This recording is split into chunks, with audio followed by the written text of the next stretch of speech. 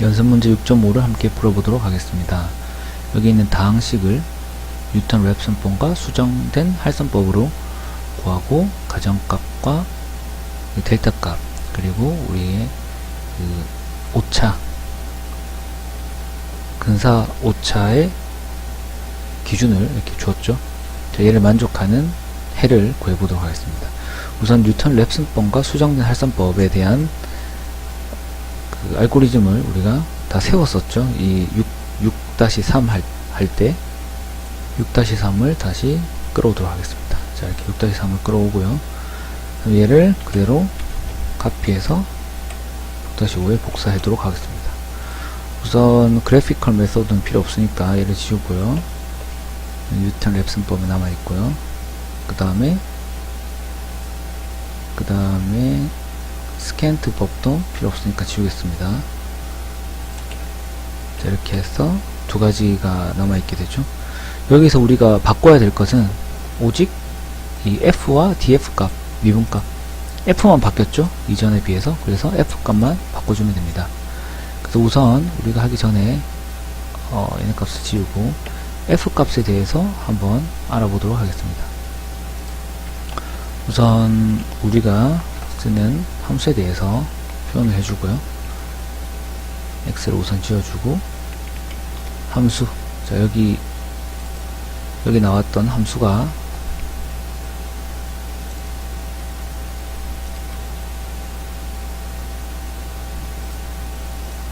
이런 형태였죠. 5제곱, 4제곱, 3제곱부터 해서 상수가 총 6개가 있죠. 여기 있는 상수를 우리가 A에다가 저장을 해주겠습니다. 첫 번째 상수, 두 번째 상수, 마이너스 16.05, 88.75, 192.0375, 116.35, 31.6875 얘네들 상수값을 저장해주고, 자, 다 지우고 A까지 실행을 하면 A가 이렇게 나오죠. 그 다음에 얘네의 근을 구하면 루츠라는 변수를 이용해서 근을 구하면 이렇게 나옵니다. 이제 R 값을 보니까 총 하나, 둘, 셋, 넷, 5개, 5개의 근이 존재하는 오차 다항식이죠. 오차 다항식이니까 5개의 근이 존재합니다. 얘네들을 그래도 그래피컬한 방법을 하지 않더라도 우리는 일단 확인을 한번 해봐야 되겠죠. 어떤 그래프인지 한번 확인해 보도록 하겠습니다. 심볼릭을 써가지고 S를 심볼로 가정을 하고, 이제 변수죠, 변수. 매틀랩에서는 얘를 X로 받아들입니다. 변수로 받아들이고, 그 다음에 A의 첫 번째 값 1이죠. 여기 있는 1이죠. 1의 S5승, A의 두 번째 값 마이너스 16.05죠. A의 4제곱, 그 다음에 이렇게 순차적으로 해서 마지막 A6까지 31.6875까지 들어갈 수 있게 이렇게 해줍니다. 얘 두 줄을 실행해 보겠습니다. F9를 눌러서 실행을 하면 FS에 이렇게 심볼릭으로 들어가 있습니다. 심볼릭이라고 하는 거는 변수가 아니고, 변수죠, 변수. 숫자가 아니고 변수. 그죠? 얘네들을 DFF라는 내장 함수를 이용해서 differentiation이라고 하는 미분이죠. FS 함수를 S에 대해서 미분을 한 거를 DFS에 저장을 하겠습니다. 자, 얘를 실행해 보겠습니다. F9를 눌러서 실행을 해보면 이런 식으로 답이 나오죠. 이 부분이 보기 힘드니까 pretty DFS를 하면 얘들을 이제 분자 분모 형태로 깔끔하게 만들어줍니다. 자, 이제 우리가 미분값을 알죠. 그죠? 자, 그리고 그래프도 한번 그려보겠습니다. 심볼릭 펑션을 그래프로 그릴 때는 앞에 F로 붙여주면 됩니다. F 플랫 이렇게 붙여주면 되고, 이게 최소값과 최대값 영역입니다. S가 마이너스 0.5부터 7까지 그래프를 그려라. 얘를 F9를 이용해서 그래프를 그려보도록 하겠습니다. 그래프가 이렇게 그려집니다. 그리드를 해서 격자로 나타내서 좀 더 구체적으로 보도록 하겠습니다.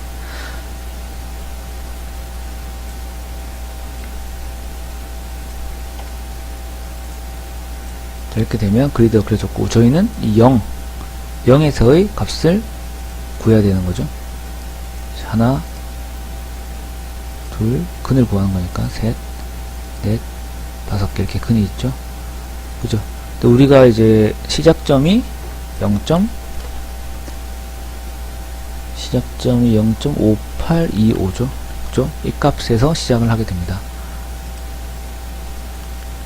그래서 우리 true value, 사실 여기서는 true value가 필요가 없는데, 왜냐하면 이 근사 오차로 다 판단 기준이 되니까 필요 없고, 여기는 참 상대 오차죠. 참 오차 중에서 네 번째 걸 합니다. 이렇게 하는 이유는 사실은 필요 없지만 여기랑 제일 가까울 것 같아서 이렇게 값을 해도 되고, 뭐 이쪽을 해도 되고 전혀 상관없습니다. 근데 일단 여러분들 나중에 해보면 아시겠지만 결국 여기로 수렴을 합니다. 6.5로. 그래서 일단 저희가 6.5로 가정을 하겠습니다. 가장 큰 값으로 가정을 하겠습니다. 이 초기 시작점이 달라지면, 한 가지 이제 코멘트를 해드릴 점은, 여기 있는 초기 시작점이 달라지면 다른 근으로 수렴을 할 수도 있다는 것을 잘 기억해 두셔야 됩니다. 여기서 0.5825를 이용을 하면 이 5개의 근 중에 하나의 근에 수렴을 하게 되는데 그 값이 6.5입니다. 나중에 결과를 보면 아시겠지만, 우선 이렇게 해서 시작을 하고요. 그 다음에 밑에 있는 것은 뉴턴 랩슨 방법의 알고리즘이죠. 자, 얘를 앞에서 배웠듯이 0. 우리 시작점이 5825죠. 825. 자, 이렇게 하고요. 그 다음에 F를 우리가 원하는 이 F 값을 이제 저장을 해줍니다. 자, 이런 경우에는 여기 앞에서 한번 썼었죠. 그죠? 이 값을, 이게 앞에 썼던 이 값을 그대로 카피 복사해서 여기다가 적어줍니다. 자, 얘도 복사를 합시다. 그리고 fs를 지우고요. 단지 이제 체인지 해야 될 건 요 s만 xn으로 바꿔주면 되겠죠. 자, 이런 식으로. 자, 그렇게 바꿔주면 자, 이렇게 바뀌게 되고요. df도 마찬가지겠죠. df도 우리가 앞에서 구했던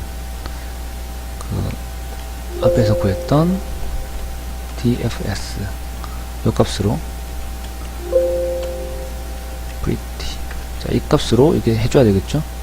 그럼 여기에 xn 대신 xn을 쓰고, 그 다음에 여기 있는 상수를 각각 적어줘야 되겠죠. 왜냐하면 우리가 a처럼 각각의 상수를 정의해주지 않았죠. 아직 미분한 거에 대해서는. 그러니까 그냥 여기서는 쓰도록 합시다. 그래서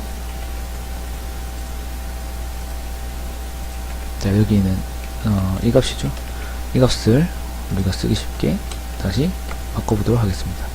여기 pretty에 있는 저 값이랑 여기 있는 상수랑 똑같이 매칭을 시키시면 됩니다. 자, 이렇게 해서 매칭을 시키면 되죠. 상수 5 마이너스 321 나누기 5 마이너스 321 나누기 5 이런 식으로 해서 일일이 적어 주셔야 됩니다. 자, 이렇게 되면 f와 미분한 f 값을 두 개 다 구했죠. 자, 밑에 있는 알고리즘 다 같으니까 그대로 놓고 실행해 보도록 하겠습니다. 자, 그러면 1부터 4까지 한번 실행해 보도록 하겠습니다.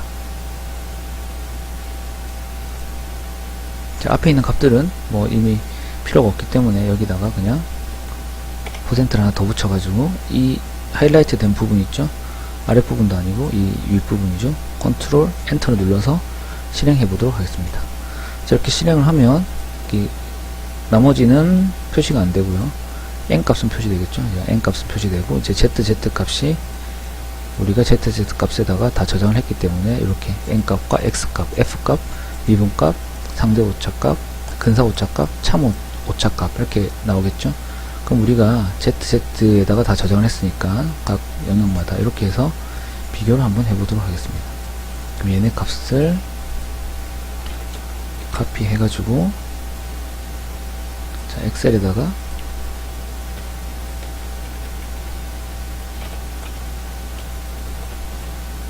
컨트롤 복사를 하면 자, 이렇게 들어가죠. 우리는 이 값이 0.01%보다 작아야 되죠. 아직까지는 차이가 있죠. 더 돌려야 되겠죠. 4번으로 충분하지 않으니까 우리가 한 20번 돌려보겠습니다. 자, 20번 돌려서 ZZ에 있는 값을 다시 복사해서 자, 이렇게 넣어보겠습니다. 자, EA가 0.01보다 작아지는 횟수를 구하면 되죠. 0.01 아직도 부족하네요. 20 가지고 부족하네요. 그러면 30 컨트롤 N을 눌러서 실행하고요. ZZ에 있는 우리가 저장해 놓은 값들을 다시 가져와서 여기 복사를 하겠습니다. 자, 보시면 여기 거의 0이죠. 자, 0이고 0.01보다만 작으면 되니까 여기도 충분히 작고, 여기보다는 이제 여기 22가 돼야 되겠죠. 22번 돌리면 0.01보다 작아지죠. 그래서 22번 돌려야지 참 오차에 근접을 하고, 이 오차가 실제 x 값이 근이 6.5에 수렴하는 것을 확인할 수가 있습니다. 가장 큰 값에 수렴하는 거죠. 예. 자, 이렇게 되는 걸 알 수 있고요. 그 다음에 우리가 modified secant 메서드를 이용하면 똑같아요. 앞에 했던 거랑 똑같이, 단지 차이점은 이 f값, 앞에서 했던 그 알고리즘 똑같기 때문에 알고리즘 그대로 쓰고, 여기는 x값, d값 이게 바뀌어야 되겠죠. 그리고 f값, xd값, fdx값 얘네들 값이 바뀌어야 되겠죠. xd는 상관없고 fdx가 바뀌어야 되겠죠. 자, 그러면 여기서 우리가 d가 얼마나 그랬죠? d가 델타가 0.05 그리고 초기값이 이렇게 되니까 여기에 0.05를 넣어주도록 합시다.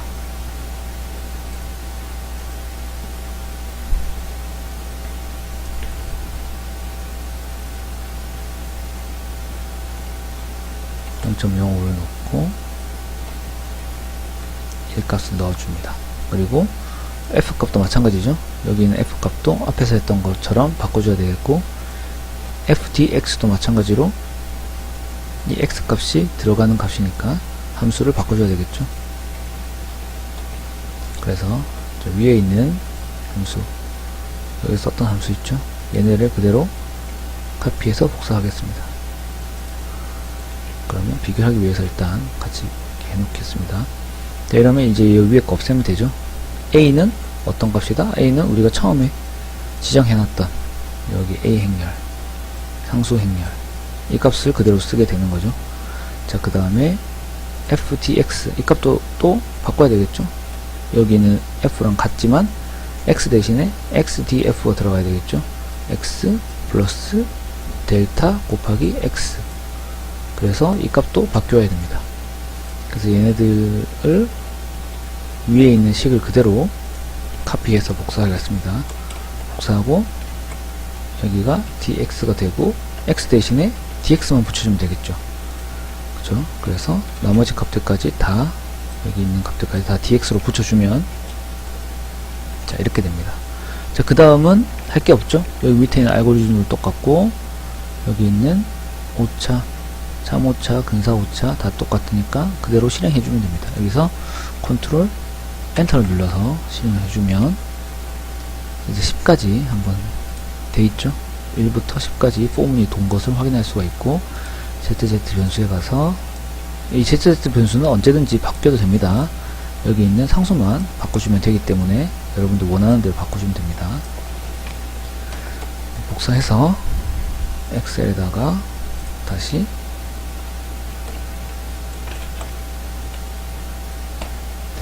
엑셀에다가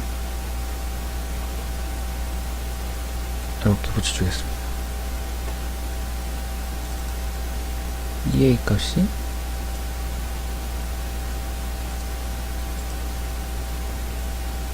마이너스네요. 마이너스, 이제 엑셀에서는 마이너스라서 그냥 이렇게 표시가 된 거고요. 마이너스 대신 실제로는 이 값이 절대값 안에 들어있으니까 마이너스 되지 않아야 되겠죠. 왜 이렇게 마이너스 됐는지 한번 확인해 봅시다. 여기 보면 앱솔루트가 어디까지 돼 있죠? 분모에만 앱솔루트가 돼 있죠. 자, 얘네를 전체를 다 앱솔루트 안에다가 넣어야 되겠습니다. 밑에 있는 ET도 마찬가지고요.